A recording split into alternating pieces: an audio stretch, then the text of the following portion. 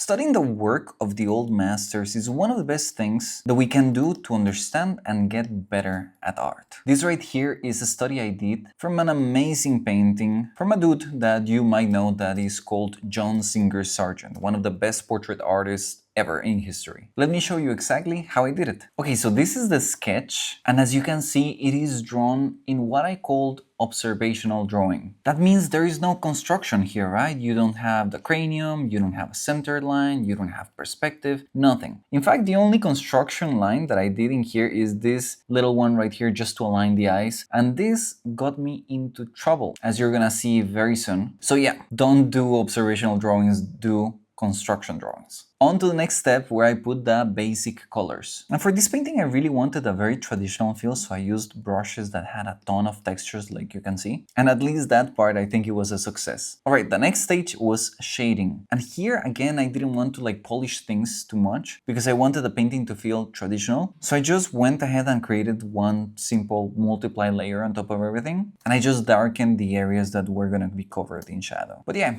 here is where I realized that my sketch was absolutely not accurate. Because you can see that in the first part of the overpaints, I had to basically reconstruct the whole head. So don't do my mistake and instead of drawing whatever this is, take some time to actually make an accurate drawing. Draw some structure, draw the perspective of the brow, the eyes, the nose, the mouth, all of that stuff, a center line. And sure, on top of this, you can actually come and draw how the silhouette looks like. But don't do my mistake of just starting with that loose silhouette-y thing, because you're gonna pay the price. Alright, so this looked already a little bit like the original. As you can see, what I was doing here was just painting on top of everything and adding details little by little. But things really came together in the next stage of the overpaint. Sure, that is quite a jump, but believe it or not, between this and this, all there was just painting. Just looking at the reference, coming back in here and adding a bit more paint right here, grabbing the smudge tool and just dragging the paint around. Doing that for a couple of hours and yeah,